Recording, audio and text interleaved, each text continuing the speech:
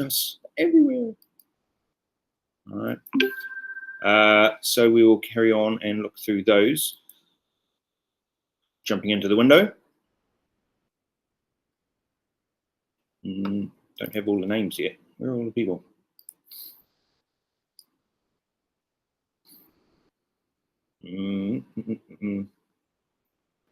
Okay. All right. Okay, so here it is. Should be hopefully 3B8IV. 3B8IV. That's the code. Hopefully that's about where we were last time. So if I delete all the extras who don't need to be there, duplicates, and then if you all arrive to 3B8IV,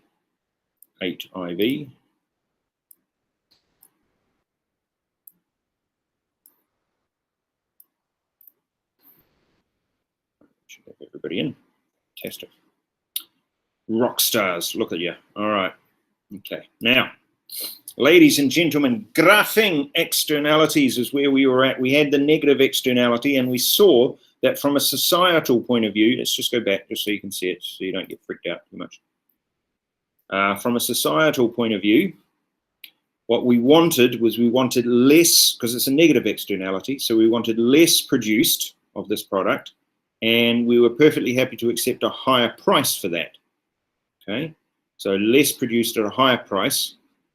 We saw the social costs were here, and therefore the social equilibrium, which is this one, right, is what society wants. So that Q2, P2 is what society wants. Therefore, that triangle pointing towards the social equilibrium is our friend, effectively dead weight loss, although we do actually refer to it as social welfare loss. But right. Now, we've lost somebody in the translation. It disappeared. All right. Now, the next step is to go up a notch again, and now to look at positive externalities. Now, remember, these were the external benefits. All right, so you are consuming education. All right, in goes the education.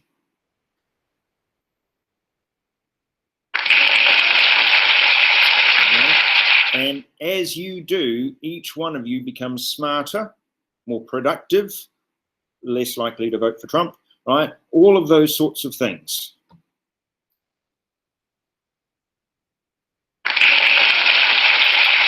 Which is great, and that's what society wants. So, whereas the other example with the negative externalities, society wanted less of that, right? Now we want more. So for a positive externality, society says we desire a greater quantity to be consumed, produced, available, right? And not only that, but we're actually going to be here looking at a price that's potentially higher, right, than the actual private equilibrium. So we're going to be prepared to pay a bit more, maybe, for it, okay? Because what we are seeing is, we have a look here, right, at the original equilibrium, okay, society says, well, actually, because of the benefits, we should actually be paying that much. There.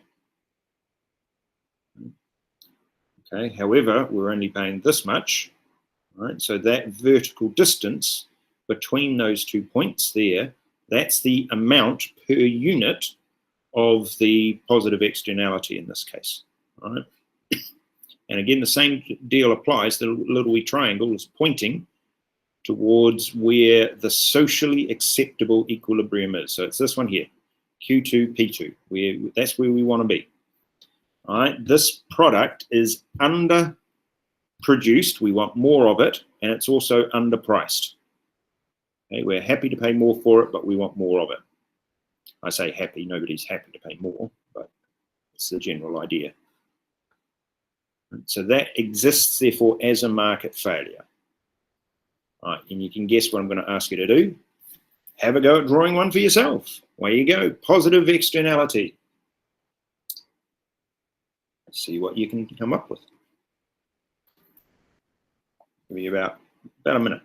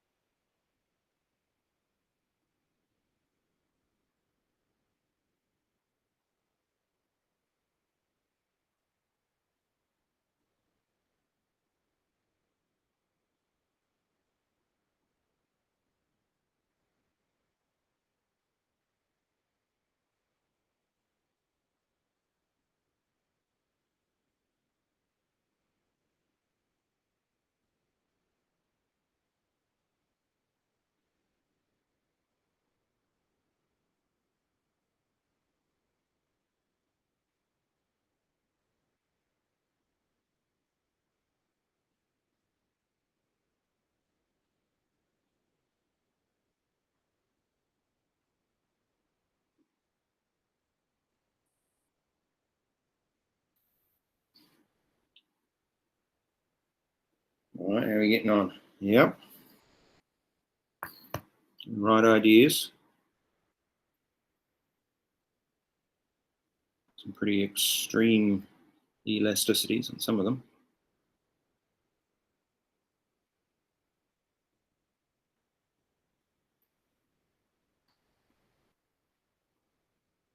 Good, it's looking good, Fatima. Good.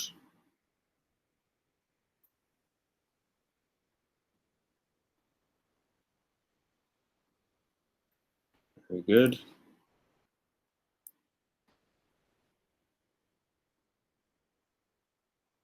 Okay, that's good.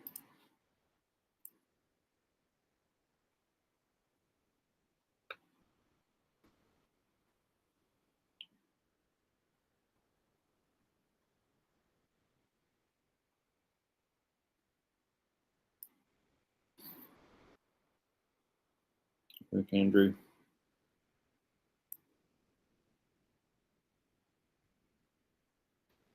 You're going to have a couple of things to discuss about the graph when you're done.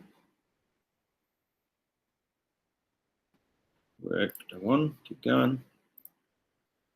That's an interesting one, Kendrick. You might have them around the wrong way, son. You might want to rethink the slope here.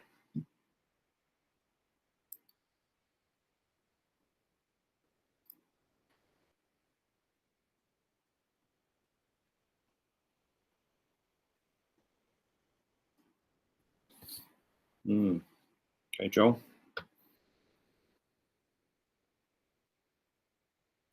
Yeah, you should be looking at effectively the demand curve, okay, the marginal benefit curve, right? Because we are gaining, right? It's not a cost, so we need to have a social marginal benefit curve. Marginal social benefit curve. Social marginal.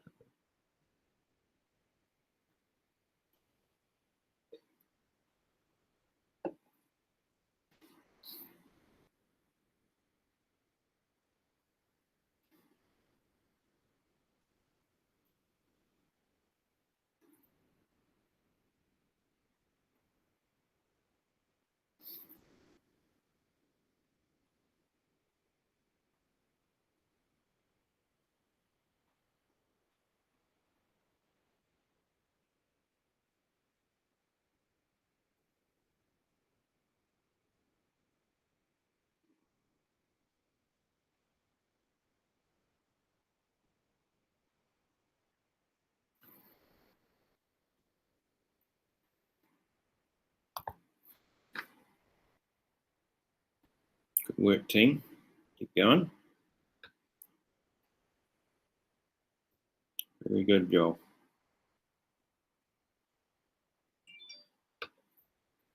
Have a look through, have a look at what you've done so that you can make sure you understand it, so that when we talk about it,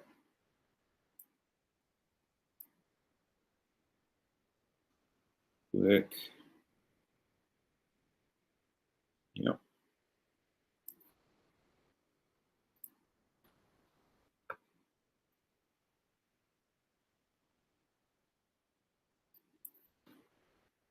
Okay.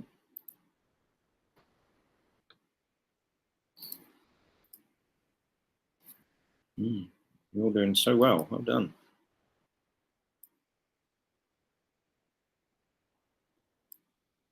There we go, Kendrick. We've got it now.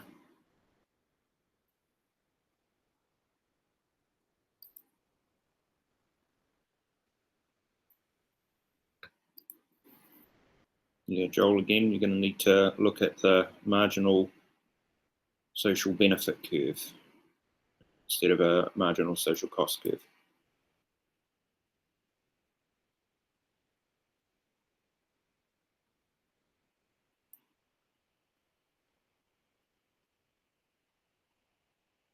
Good work. Hold on, get the messages.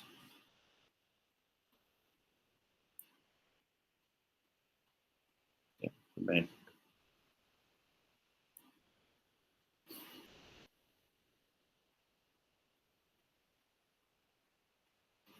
All right, we'll wait another minute or so just to let those others finish. Good work, House, looking good.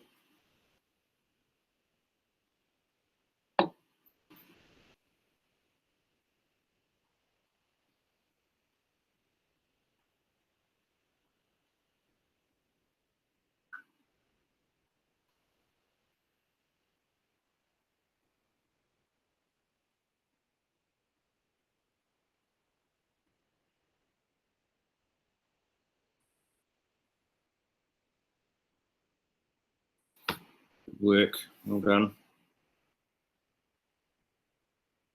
Another couple to finish.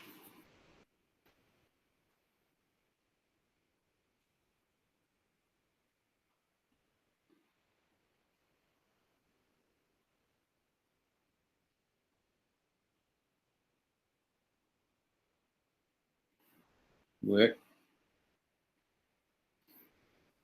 Right, let's see if I can find one to use as an example.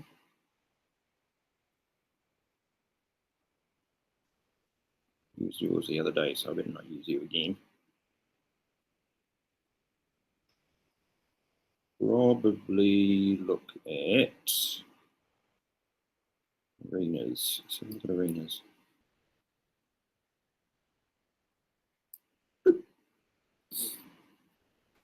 All right, very good work.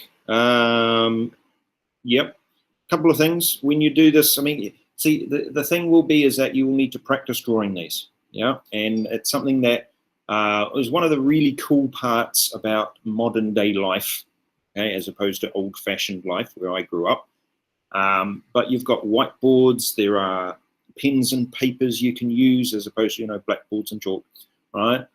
You've got your iPads you can use. You've got all of these modern drawing technologies that weren't necessarily, and obviously also on the computer with these sorts of things, that weren't necessarily always around. So please do practice drawing them, particularly by hand, all right? So whether that's pen and paper or whether that's on your iPad or however it is that you want to do it, I used to enjoy it when the university, after a few years of me being there, they brought in this new technology called whiteboards. Whoa, it was exciting, right? And you could actually walk up to a whiteboard. They had the little whiteboards in little study rooms, and you could go into the study rooms and you can write on the whiteboard. So we'd sit there and we'd write up the problems and we'd sketch out the models and, use the different colored whiteboard pens to show all the different things. It was a really good group activity to do. And you can even do that here, right? Remember, even though you're doing this distance, you can still actually work together, right? So if you look at some of the tools, like the Jamboard tool that we've used, and like tools, what's the pinboard one? Always forget its name. That one, right? And there's post-it note apps, and there's all sorts of other ones that you can use where you can actually collaborate together on drawing and just doing the drawings. And that's kind of a cool thing that you can think about doing as well. But you are very good at this, so that's really good to see. Now, I wanted just to highlight a couple of things. Yes, the labeling, we need to make sure we get. All right, it's very easy in the heat of the moment in an exam to get the labeling wrong. We've done it all fine. Again, in the exam, you'd probably be wanting to make sure that the arrows go all the way, right, showing the complete distance. And I know that's very pedantic, but that's a good rule of thumb, a good practice to get into. And I try and avoid doing that if at all possible. I arrows into the diagrams just because it clutters up the diagram. And then if you're going to make changes to the diagram, then you've got this additional thing in there that becomes a pain. All right. Now, I notice you've all done the correct, illustration here, right? Because the train tracks, if you will, do not run parallel. So just as we had with the costs, what is going on? Why are they not parallel? What are we saying?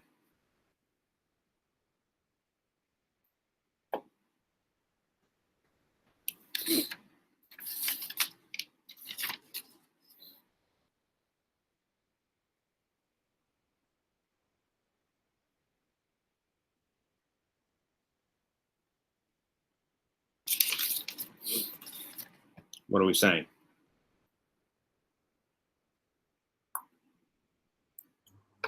isn't it like the same rationalization as what I said previously, but just the opposite?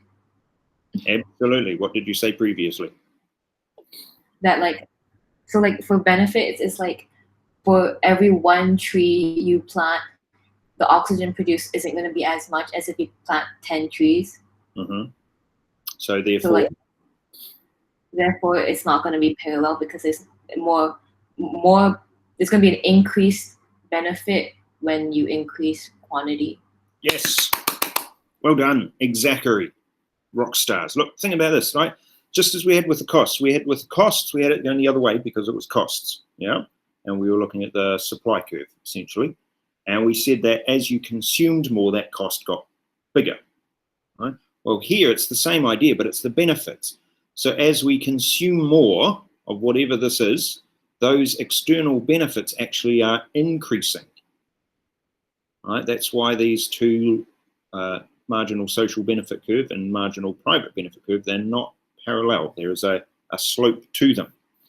Right? So the more education you receive, the greater the benefit to society from that. And you'd understand that, yeah? You can see what happens in society when people don't have the basic education, the level of functional literacy that they might need.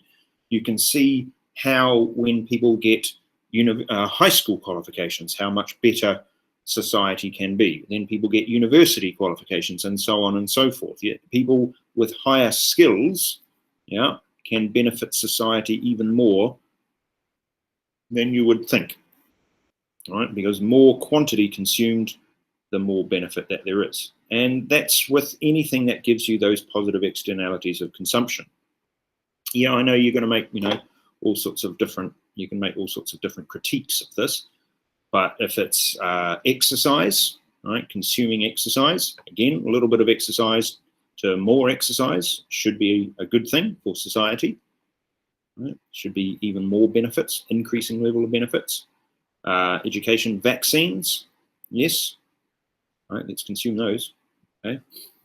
Now, there's going to be questions in your exam that might ask you to draw the diagram. So very useful to physically be able to draw the diagram, but it's also important, as we have just done, to be able to analyze the diagram and say what it is saying.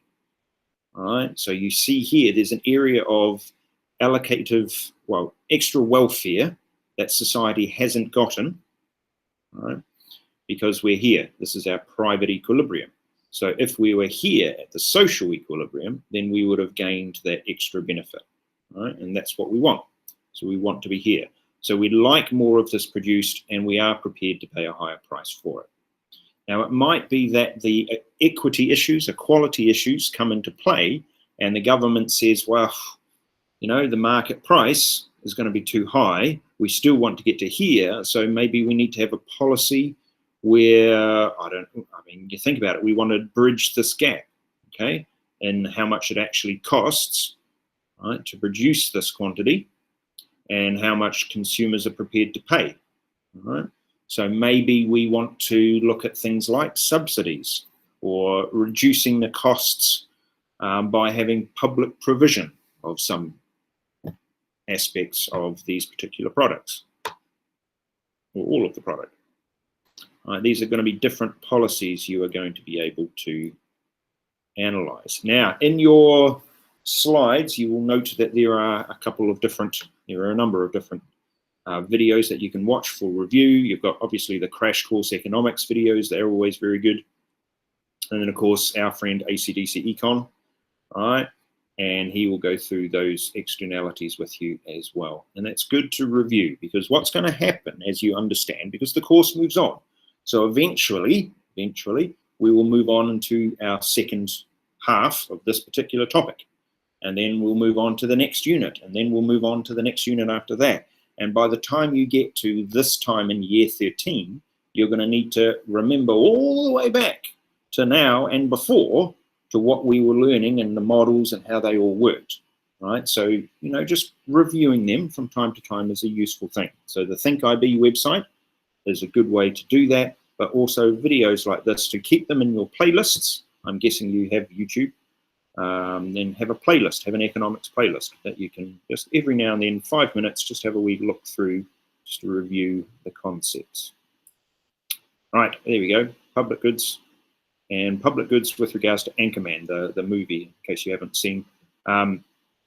He does, ACDC Econ does quite a few econ movies. So he critiques movies based on economics concepts. It's quite clever. Now, here we go. Let's have a look at those negative externalities in a bit more depth. All right. How do they cause the market to fail? Well, anytime there is a difference between our private and our social costs, our private and our social benefits, the market has failed. We've said that. And our externalities are those external costs or benefits that are outside of that initial market equilibrium. So we need to try to bring them into the market if possible, right? Because that is known as internalizing an externality. We can also consider the potential for government failure when they are attempting to intervene to fix the externality. So we need to be aware of that. We don't want to end up creating one market failure in order to fix another.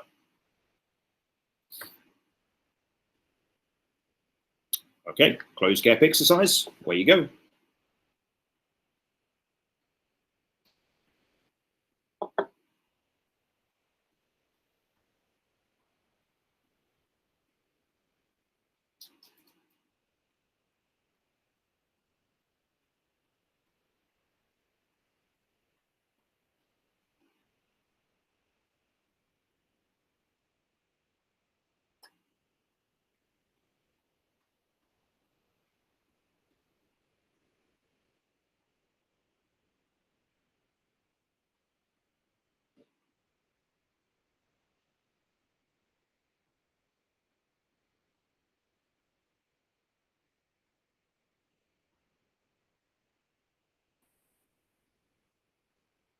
Here we go, closing the gaps.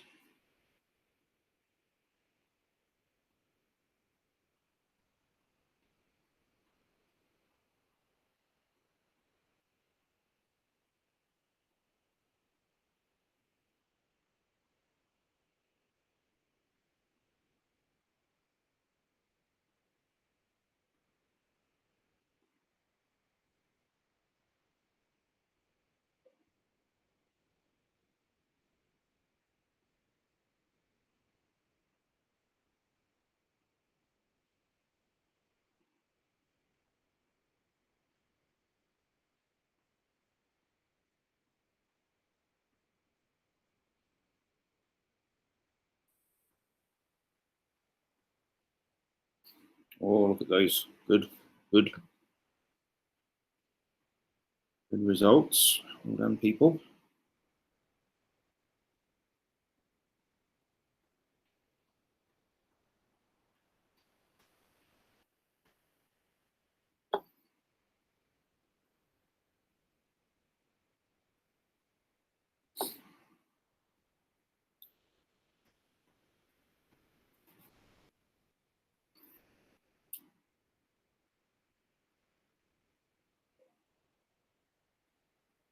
Good work. Let's way down a couple more, finish off.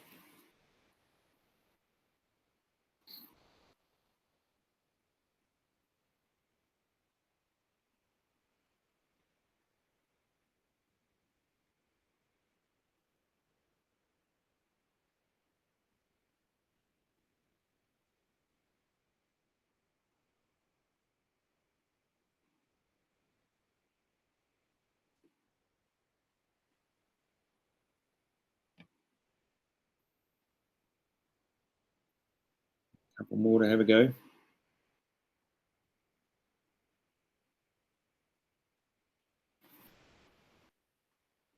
I lost a couple.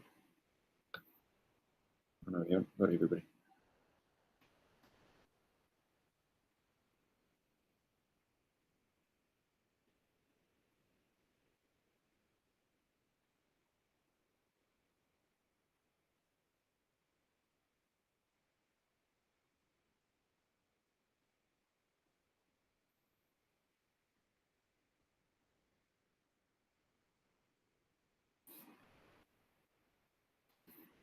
All right.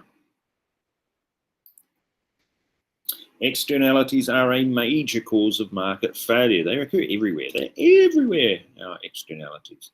They create a divergence, that means separation, between our private and our social costs and benefits. And social costs and benefits. Not sure of the English of that, but that's right. We need to consider how our negative and positive externalities can lead to market failure, and possibly what corrective policies are going to be needed to deal with the problem of externalities. We also need to consider the potential for government failure, right, when they intervene in the economy. All right. Now, here's where we get to add a little bit more theory just to try and help us out, right? There are a range of economists who've come up with different possible solutions to fix externalities, right? And some of them are based solely on the government, and others are actually based on what's called more free market or market-based approaches. So one of the big issues with regards to negative externalities is this idea of property rights. So when we talk about property rights, what we're talking about is who has the right to the property, who owns the property, who decides how it is used, and who decides who to sell it to, or who to sell it to. All right. So it's that right to own and use. Right. Who owns it and who decides how it is used is the idea of property rights.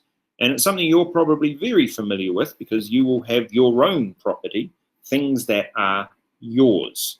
And so when somebody else asks to use them, they are asking for permission to use your property rights. Yeah. Now, your property, and you have the rights over that property. If there was an issue, so your family decides to let out your house to Airbnb, and they do that, and somebody comes in and they trash your house accidentally, okay, then there are legal, right, it should be a legal framework for solving that, because you have the property rights with regards to it. But it becomes a problem when you've got private costs to do with things like air pollution, because you think about who owns the air, right? How do you put a price on the air? How do you decide who gets to use the air and who doesn't? Yeah. So we've got a whole lot of different policies that we're going to be thinking about with regards to air pollution. Obviously, we're here in Malaysia, right, which should be beautiful, crisp, clear air, right, because of where we are. However, we do know that from time to time there's some air pollution that drifts across from, Indonesia and neighboring countries, okay? And as a result, sometimes the air quality in Malaysia actually goes down quite a bit, right? It can be, and you might remember we've had haze days, right, where we've actually closed the school for a period of time because it has been too dangerous, air pollution-wise, to have you all at school and outside. Right? That seems quite surreal now, given the current situation that we're in, but okay. When you have air pollution, right, just consider air pollution. We all know that there are health effects with regards to air pollution, and you don't have to travel far to see that, right? And if you've been in Malaysia a while, you'll be aware of the haze and how you feel when it is a hazy day, right? The effects on your breathing, for example, yeah? But the really interesting countries are countries that have really bad air pollution. Countries like India and like China as well has had, whatever the English is of that, really bad air pollution. Now, we used to live in China, as you all know. All right, we lived there for 3 years. We lived in a big city, okay, called Suzhou, right, which Wen Hao knows very well. And one of the things that we found quite surprising with regards to the air pollution was the index. Right? You had just as you got on your phones, we had an air pollution index on our phone, and it would tell us what the air pollution was like. But what we were shocked at was the actual level, how high up it was going. All right. So around here, if the AQI gets up to 100, people start to go, oh dear, let's get inside. What's, masks on. Let's, in China, we were over 500, right, which is an order of magnitude, right, more at certain times, right? And during Chinese New Year, when they were letting off, back in the day, when they were letting off a whole lot of fireworks, they don't do it so much anymore. The air quality got so bad that it actually went off the meter, right? And the meter went up to 900, and it was beyond that. Okay, there was just no further scale that it could be on, right? Which is quite scary when you think about it. And that's one of the reasons why they ended up banning things like the fireworks, right? During Chinese New Year, you're aware, right? Lots of fireworks. Well, they banned it in a lot of cities. Suzhou started doing drones, and some of the other cities start doing drones with lights and various other things in order to make displays. But but we know, you've seen the health effects of that, right? And the city where we lived, it was very common for children in particular with the smaller lungs and the less developed lungs to end up regularly getting not pneumonia per se, but getting quite strong respiratory illnesses. Okay, and it was in China where I burnt part of my lung from driving on the e-bike in levels of pollution, even with a thick mask. Right, it was still not good. We also know that there are issues with regards to cleanup costs. Yeah, how do you clean the air? Those of you who are old enough to remember the Beijing Olympics, which might be you all, I'm not entirely sure now, you might remember that one of the things that they did was to try and make it rain more so that it cleared up the air. And they sent aeroplanes up into the clouds, and they had them shooting the clouds. I'm not kidding you. They were shooting the clouds in order to make the clouds rain. Right? Because when it rained, then it cleared the air. Okay? In Suzhou, they used to turn the factories off when they had, celebrity governing body people coming to visit, so that they'd turn the factories off a couple of days before they arrived, so that the air cleared, and then the person had come and, oh look, amazing air, great air quality, and then they'd go, and then the factories would start back up again. It was quite an interesting idea. But the health effects, the cleanup costs, and obviously the climate change implications of the air pollution, which we are seeing, right? I think it's Siberia. Was it Siberia that was on fire? Or was it Antarctica that was on fire? It was actually on fire. Can't remember now. Noise pollution. And again, who owns the air around you? Whose responsibility is it? Right? Well, you've got to have some sort of negotiation between the two of you. It creates a disutility to the nearby residents and an impact potentially on local house prices. So whose responsibility is it to fix that particular problem? Maybe we need the government to get involved and say, bang, you two, turn the noise down. And in some parts of the world, there are noise police that go around the different housing estates, say in the UK, and knock on the door and say, you're being too noisy. There's been a complaint. We had it in New Zealand as well. General environmental damage. And if you are aware about the issues with water, particularly here in Selangor, all right, you might be aware of the water issues. Yeah, environmental damage. All right. What do we do? Who owns it? The land, the cutting down of the Amazon, which apparently is now at a rate that's the fastest in 12 years. Right? That sort of impact. You need somebody to say, we own this, stop doing this, right? Okay, at the very least, we own it. If you're going to do this, you need to pay for it, okay? It is very difficult to assign property rights to a lot of the natural environment. So therefore, how are you going to apply compensation for it? Think about fish. This is one of the exam questions from a long time ago about who owns the fish in the sea, yeah? And how do you then demarcate, this many fish to this region and this many fish to that region, because they swim and they go through all these different regions. So property right-wise, what do you do? Yeah, when you've got big trawlers that collect all the fish and they sail all the way around the world, picking up fish from everywhere. Yeah? Okay, environmental damage. Who can fix the problem? Who can assert or assign property rights? Well, let's have a bit more look. Here we go. Here's negative externalities again. This is breaking it down a little bit, hopefully a little bit more simply, right? There's your market equilibrium right there. There it is. Okay, private market equilibrium, private market benefit. Private market costs, private market benefits.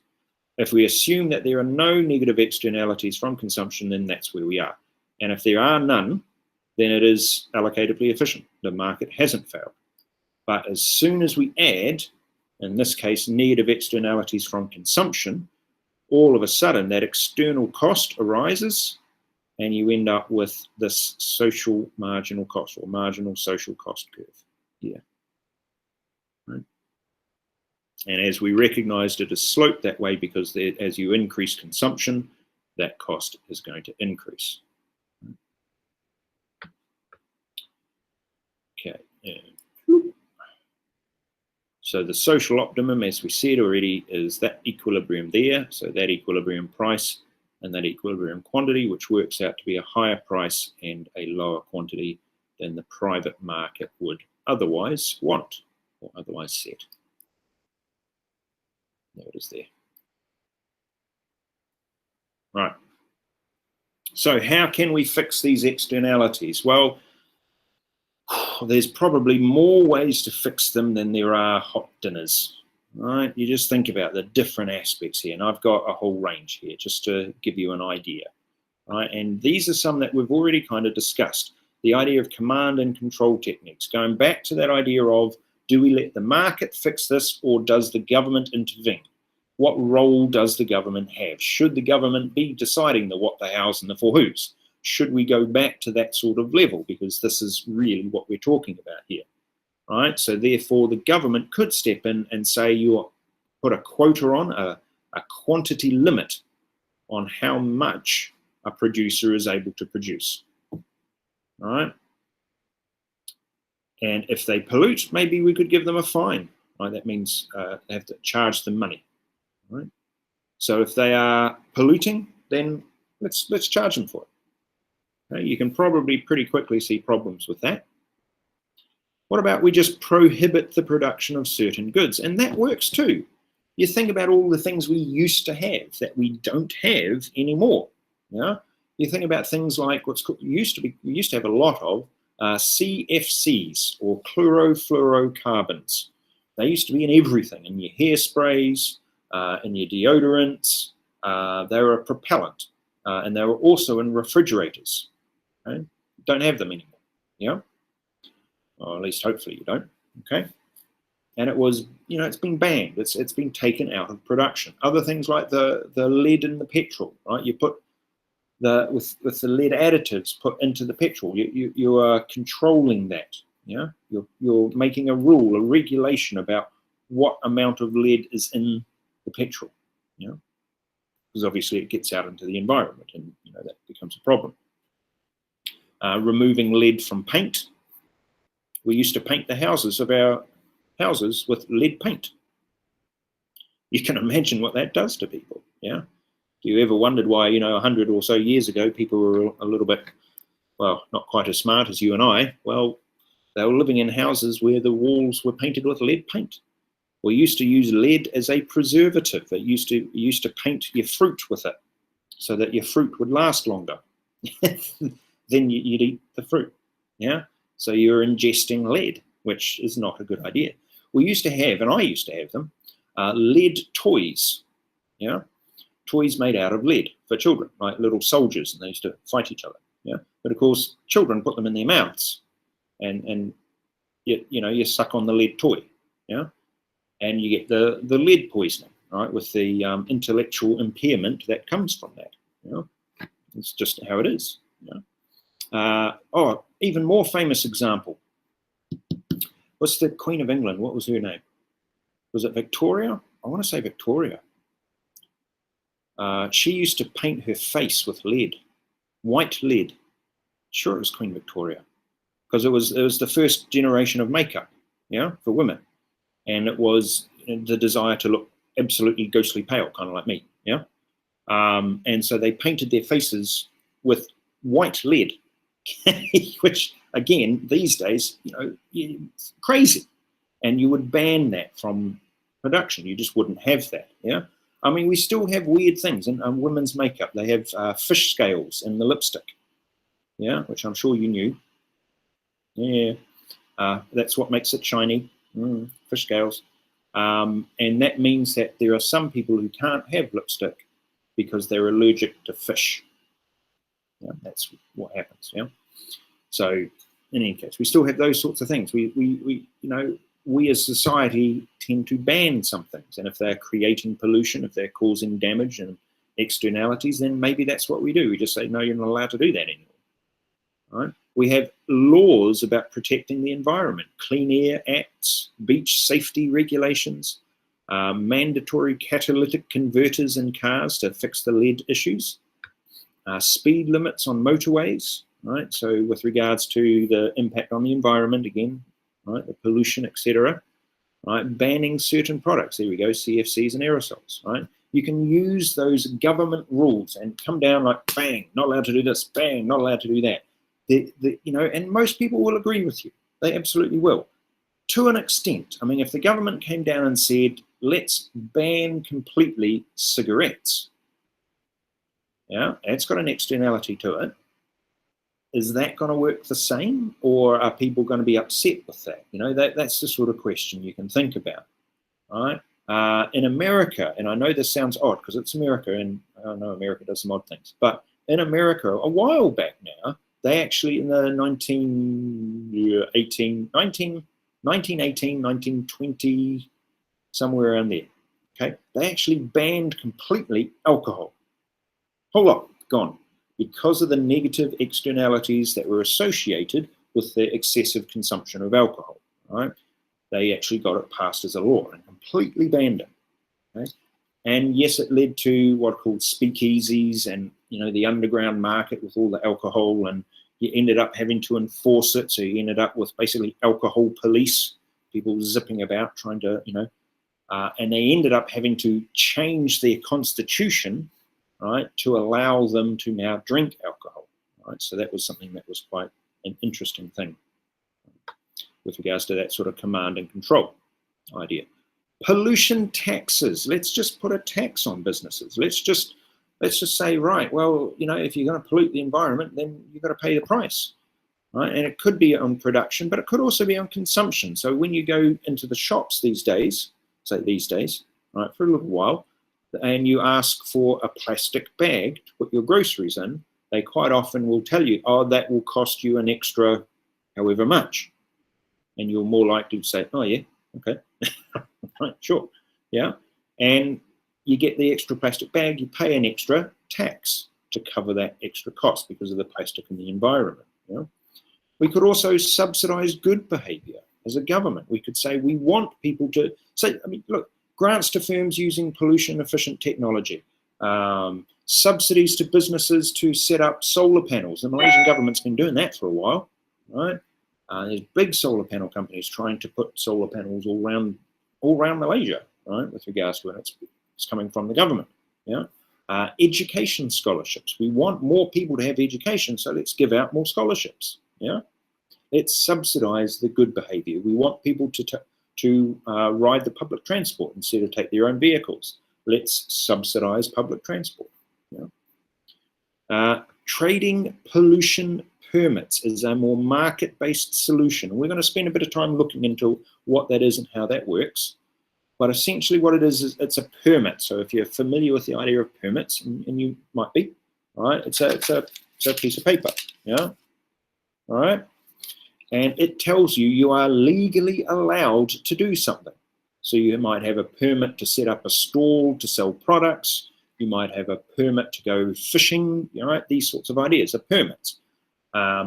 This type of permit is a bit different, and that's a permit that allows your business to pollute.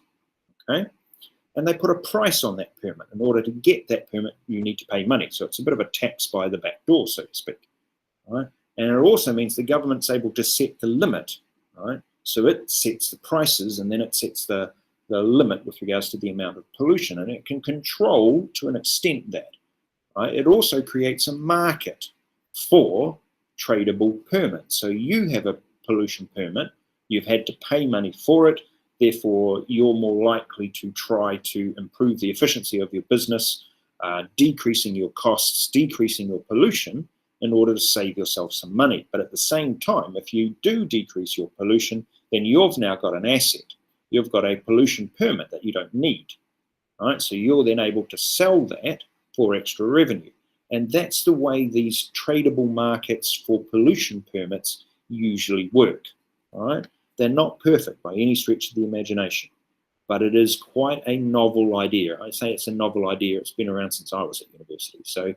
But it is now being used, whereas back then it was only being talked about. The lecturer I had for, what did I have him for? Either macro or micro, it might have been macroeconomics at university. He was considered a world expert in tradable permits.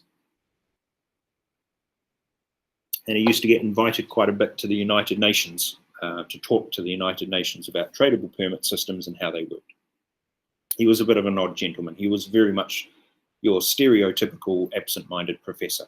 Lovely guy, but he really did look like a professor that you'd see in the cartoons. All right, now, tradable permits are private negotiations or bargaining. So if it's just between you and your next door neighbor with regards to noise pollution, maybe you can sit down and have a conversation about it. Yeah. All right. But, oh, hold on. All right. Then you need to say, but however, all right. Then you need to start saying, well, if we're going to do command and control, then there are costs in that. How do you monitor the law to make sure everybody is following it? What if they're not following it? What are you going to do? Right? You might have to take people to court. You might have to arrest people. You might have to chase up non-payments. It's all costly and it's all difficult, time-consuming, all of those sorts of things. You've also got to work out how much damage is actually being caused. And I don't know if you've figured this out already. You probably have because you're all rock stars. But it is really difficult to put a quantifiable amount of money onto pollution, right? To try and figure out how much it actually costs society. Yeah. And a lot of economists try. Believe me, they try. Yeah. And there are new approaches happening all the time. There's one that just came through from an economist in Harvard who's attempting to add on impact on the environment and impact on society into business accounting. So instead of saying we made $13 billion this year, he would say, if you subtracted this amount from it, 6 billion, how much did you make? And that 6 billion is the impact that you've had on the environment and social costs, right? So that's something he's working out. And that sounds quite interesting. I'd be quite interested to see how that comes out. So it is expensive, it is difficult, it is time consuming. And then you've got to trust that the regulators know what they're doing, okay? That they have imperfect information. And as we know that everybody has imperfect information. So how on earth are they going to figure these things out? How do you assign a monetary value to an externality? How are you going to act in the interest of the producers rather than the consumers? Is that the way you want to do it? And if you have a look at what's been going on in America with the rolling back of their environmental laws, with the opening up of drilling in different places and all of that, that's what you're seeing. The regulators acting more in the interests of producers rather than the consumers. There's an increased burden of regulation and it might damage the competitiveness of your businesses. This is what the argument in America was, is that having environmental rules and regulations was causing American businesses to become uncompetitive. Right? These are arguments to be had. The market mechanism should be a better way of achieving a desired result. Because we've worked this supply and demand model out, we know that if we get it right, if we plan it enough, plan sounds odd when you're talking about the market, but if we set the market model up so that it has the right costs and benefits in the market, then it should reach a socially desired equilibrium. Should, in theory. Right, so if we were to put a tax in, all right, so let's have a wee look. All right, so here's what we've got. So again, we've got a negative externality. We can see that there's the cost, the private marginal cost, there's the social costs. So we all already know that this is the equilibrium here, QS and the P, E2 maybe. That's the social equilibrium that we want to get to. The private equilibrium is down here. So we want to have a law that's going to bridge this gap, right? Easiest way to do it is, as you've probably already figured out, to add a tax to increase the costs, effectively decreasing the supply curve to here. Right? Now that's going to assume that you know what this cost is. That's going to assume you're able to apply the tax effectively. That's going to assume that there's no time lags and all of those sorts of things that come into play. But that could, it's possible. All right, so here, all right, we've got a private marginal cost curve, and what we've done is we've added a tax. Now it's an imperfect solution, as you see. There are gaps here where it's overtaxed, and there are gaps here where it's undertaxed. But the idea is that it's supposed to be trying to get us to this social equilibrium here. All right, so where quantity S, yes, equals, say, P2, however it works. All right, so maybe that might be a solution, adding on essentially like a demerit goods tax, right, onto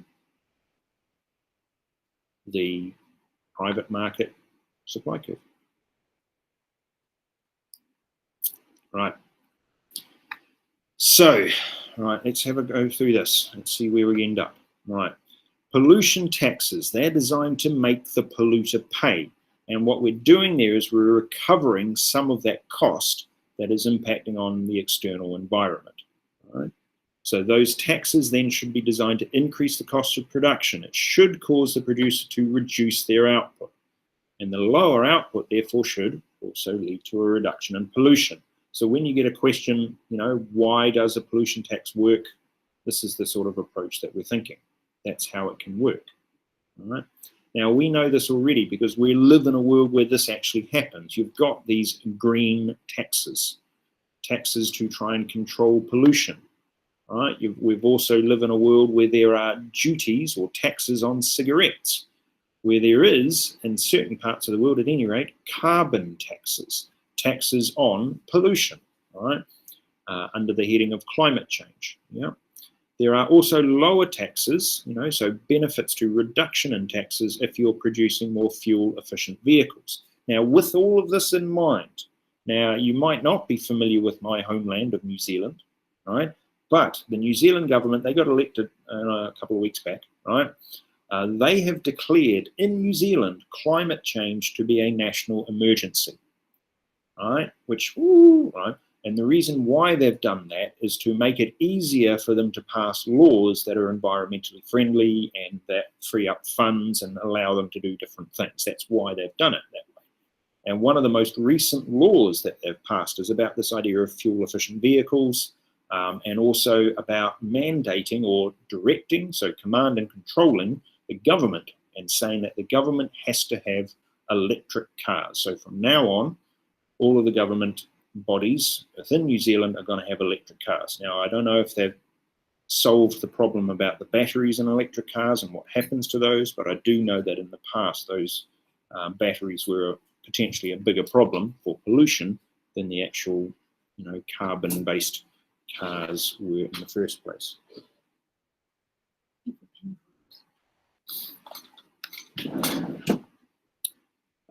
Right, then the next one says, how effective are environmental taxes?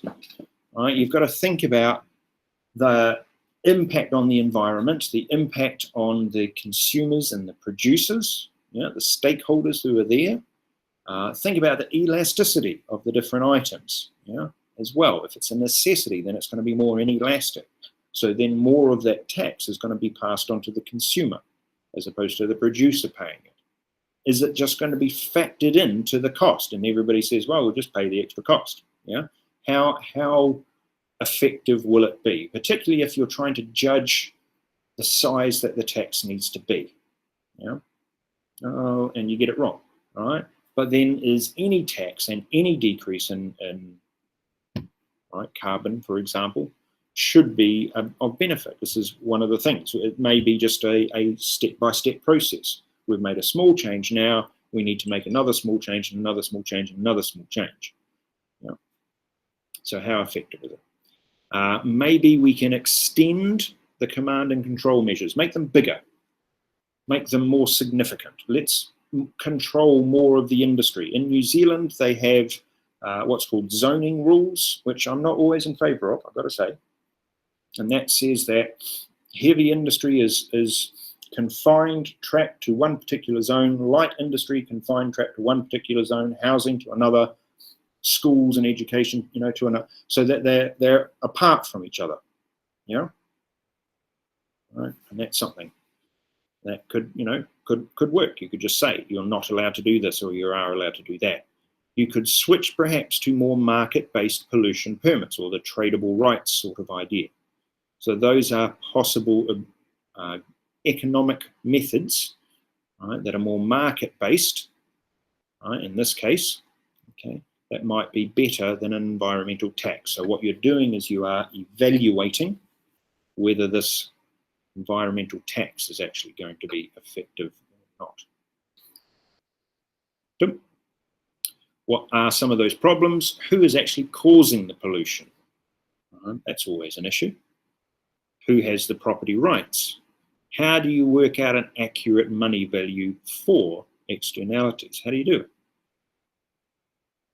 What happens if the demand is more inelastic? Right, as said, they just pass it on to the consumers. This one here, this is very significant now. A low-income group may not be able to pay. So therefore, there is a huge equity issue with these taxes. That maybe we are again causing another market failure or making an inequity problem worse, right, because of this.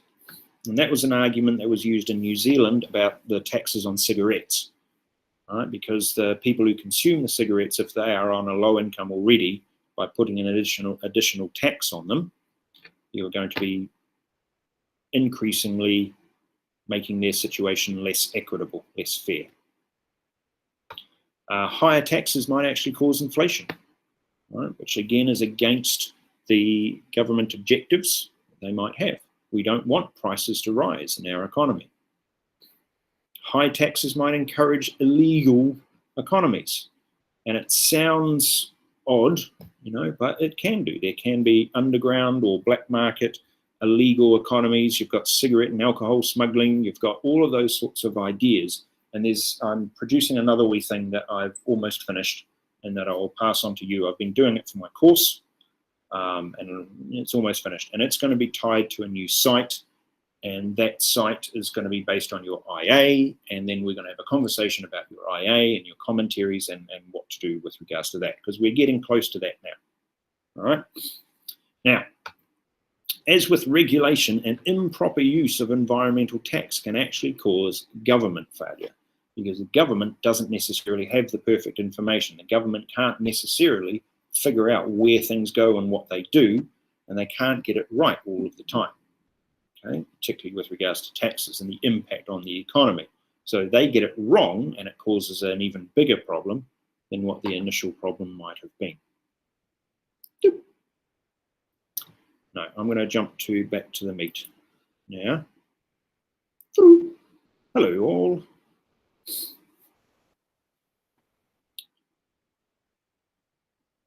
All right. Now that was an awful lot of material to go through with you, and I apologize late on a Wednesday to be pushing that much theory through you. All right, but this is what we have. All right, this is what we've got. All right, we're going to finish up there for the day. Please review, again, as I say, please review the material. Start thinking about case studies. Start thinking about where you see externalities.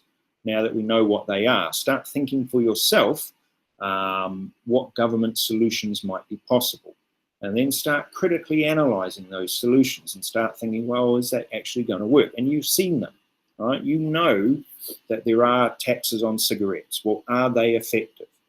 You know that there's this idea about behavioral economics with the pictures on the cigarettes packets. Yeah, is that a more effective way to convince people to stop smoking? Yeah. In New Zealand, they have a big warning label written on the cigarettes, as well as images. And the big warning label has in big font, in Māori, about smoking causing death, and then underneath it in English. And you kind of think, well, but that's what it is, all right? So that sort of nudging or behavioral economics approach, is that a better way? Is the education a better way to approach these sorts of ideas than regulation or taxation? That's what you need to be able to come up with, right? And then linking it to the elasticity idea, linking it to efficiency, and you're going to be also linking it to your concepts, so intervention, efficiency, equity, probably those three at this point, right? And when we get to the IAs, you're going to be doing it for real, okay, with a real life case study, and you're going to be explaining the case study, you're going to be using the model, you're going to be evaluating government policy, you're going to be incorporating those concepts, those key themes into your analysis, all right? You're going to be doing all of that and getting really good marks in the process. All right, so that's where we'll finish up for today, and we'll pick up again on Friday. All right, otherwise, as we say in the land of my birth, e kornera, which means goodbye for now.